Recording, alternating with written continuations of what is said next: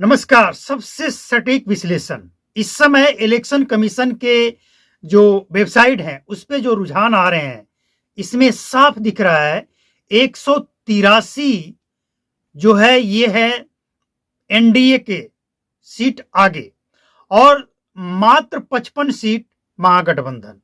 अगर इसमें एक एक दल की बात करें तो जेडीयू 83 सीट आगे है, बीजेपी 80 है और आरजेडी मात्र 33, एलजेपीआर 22 और सीपीआई एमएलए 6, आईएनसी जो कि कांग्रेस 5 और हिंदुस्तानी आवाम मोर्चा 4 सीटों पे आगे चल रही है।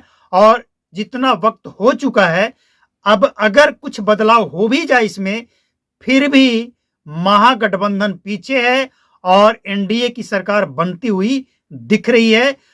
कितना भी बदलाव होगा फिर भी एनडीए की सरकार लगभग बनता हुआ दिख रहा है। अब बात करते हैं आखिर ये नौबत क्यों आई।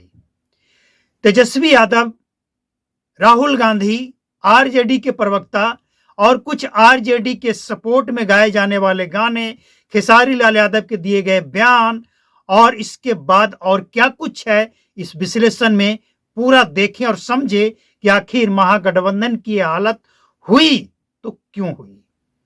सबसे पहले शुरू से शुरुआत अगर करें, तेजस्वी यादव ने जिस तरह से नीतीश कुमार के ऊपर सवाल उठाए, इसका उल्टा असर पड़ा। नीतीश कुमार बिहार के एक ऐसे मुख्यमंत्री साबित हुए कि बिहार में अब तक जो भी काम हुआ नीतीश कुमार का ही देन है। अब तक के सबसे अच्छे मुख्यमंत्री बिहार में नीतीश कुमार साबित हुए।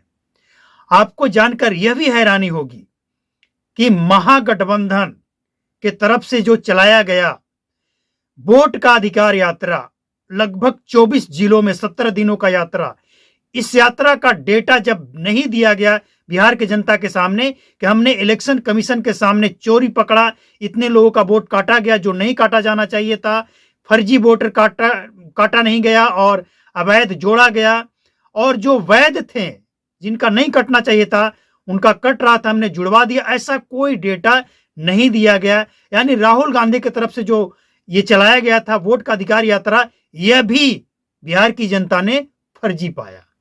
इसके बाद ये टपोरी गायकों ने आरजेडी की लुटिया डुबा दी, जातिवाद गाना गा गा कर।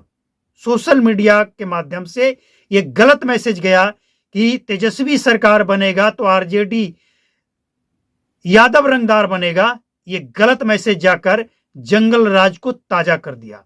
कुछ जगहों पे फर्स्ट चरण की जब वोटिंग हुई तो जिस तरह से एनडीए के वोट करने वाले के ऊपर हमला मारपीट देखने को मिला, यह भी एक मैसेज गया दूसरे चरण में कि आरजेडी की सरकार आएगी, महागठबंधन की सरकार बनेगी तो इसी तरह से जंगल राज बिहार को देखने को मिलेगा। यह भी सोशल मीडिया के माध्यम से बिहार की जनता तक एक बड़ा मैसेज गया जो कि महागठबंधन को हराने में एक अहम भूमिका निभाया। इसके बाद तेजस्वी यादव ने जिस तरह से धड़ाधड़ एक से बढ़कर एक वायदे किए, लोग समझ नहीं पाए कि क्या किसी राज्य को अगर आगे ले जाना है तो सरकारी नौकरी देने से वो राज्य आगे जा सकता है। आप कैसे हर घर में नौकरी देंगे?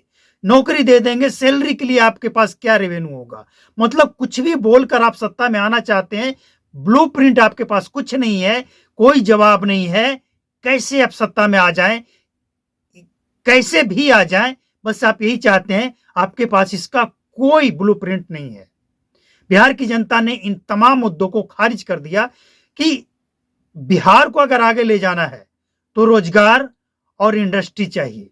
सरकारी नौकरी देने से सरकारी खजाने खाली होते हैं, भरते नहीं है। सरकारी खजाना भरना है, बिहार को आगे ले जाना है तो रोजगार प्लस नौकरी प्लस आत्मनिर्भर इंडस्ट्री जरूरी है।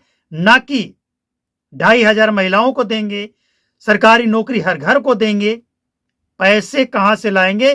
बिहार की जनता ने इस मुद्दे को पकड़ लिया कि ये फेंकू है, ये फेंक रहा है, इसको बिहार से दफा करो। ये बड़ा मुद्दा बना।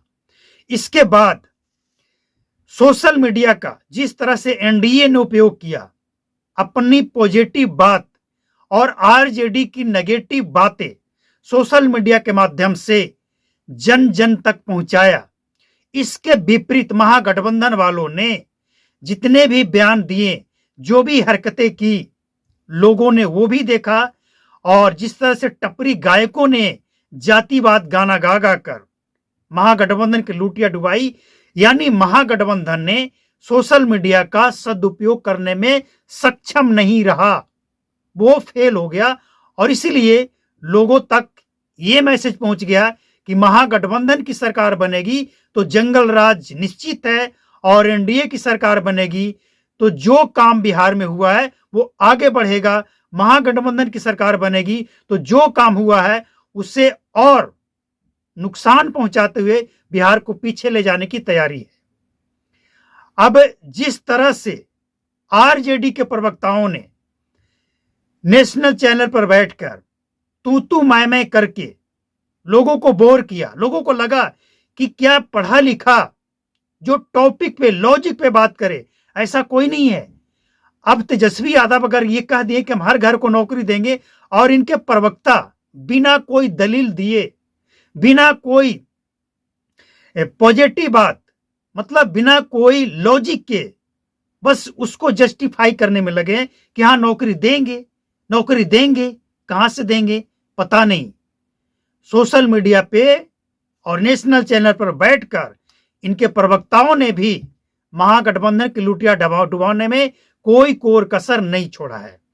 इसके बाद ग्राउंड जीरो की अगर बात करें तो बिहार की जनता इतना तो समझती है कि नीतीश कुमार कुछ करें या ना करें, लेकिन अगर नीतीश कुमार की सरकार बिहार में कायम रहेगी तो कम से कम जो काम अब तक हुआ है वो आगे जारी रहेगा। और ये सच है कि नीतीश कुमार जितने रफ्तार से डबल इंजन की सरकार काम करना चाहिए था नहीं किया, लेकिन फिर भी नीतीश कुमार के मुकाबले कोई ऐसा चेहरा महागठबंधन की तरफ से पेश नहीं किया गया जिसे बिहार की जनता स्वीकार करे।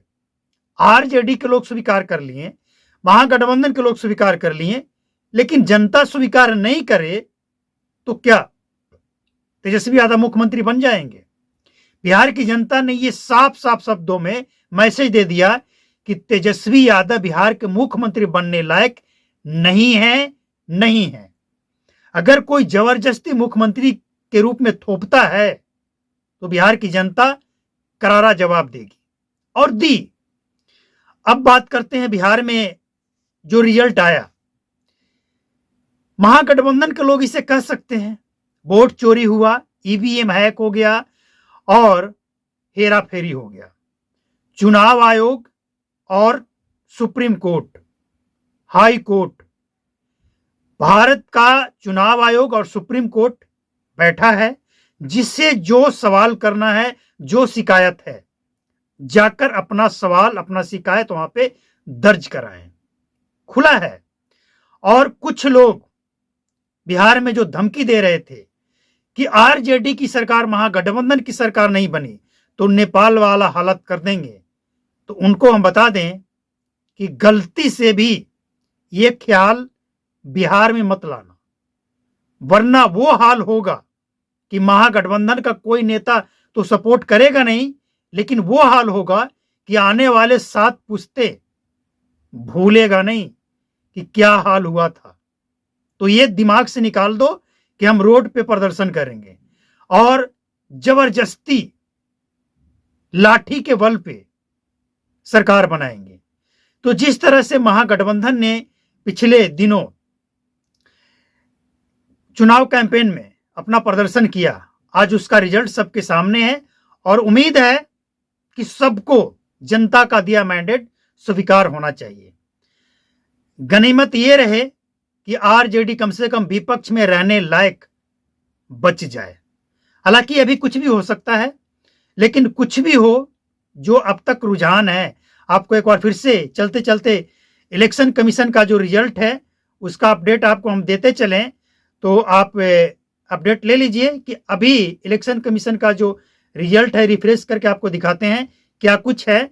तो बीजेपी अब आगे हो गई है 83, जेडीयू 79, आरजेडी मात्र 32, और चिराग पासवान की पार्टी 22, कांग्रेस 6, सीपीआई एमएलए भी 6 है और हिंदुस्तानी अवाम मोर्चा 4 है।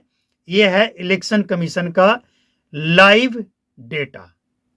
तो आगे जो भी होगा आपको अपडेट करते रहेंगे। नमस्कार, जय हिंद, थैंक यू।